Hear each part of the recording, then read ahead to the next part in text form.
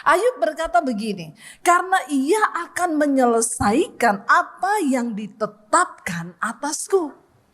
Jadi kita gak perlu takut berlebihan. Jalani semua hidup kita, Tuhan itu punya rencana, punya kehendak atas kita. Dan kalau Tuhan sudah punya kehendak, maka Dia akan melaksanakan kehendak itu dalam hidup kita. Ayub berkata, ia akan menyelesaikan apa yang ditetapkan atasku, dan banyak lagi hal yang serupa itu dimaksudkannya. Itulah sebabnya hatiku gemetar menghadapi Dia. Kalau semuanya itu kubayangkan, maka aku ketakutan terhadap Dia. Kita ini harus punya takut akan Tuhan.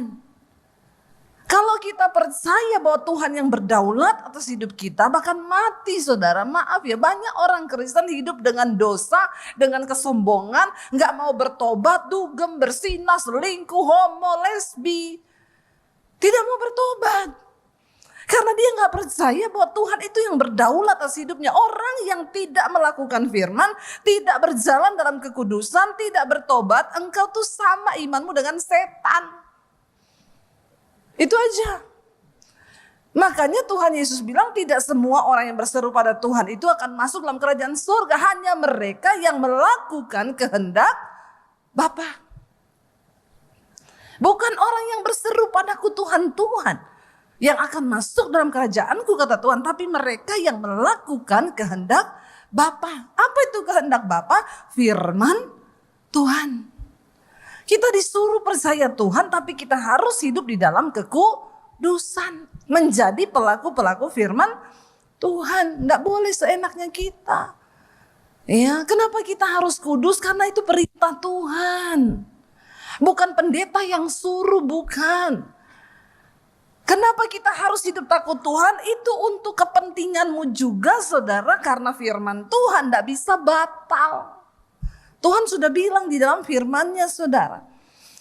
Kita lihat coba. Ayat Mazmur 111 ayat yang kelima. Mazmur 111 ayat 5 saudara. Baca 1, 2, 3. Diberikannya rezeki kepada orang-orang yang takut akan Dia. Ia ingat untuk selama-lamanya akan perjanjiannya.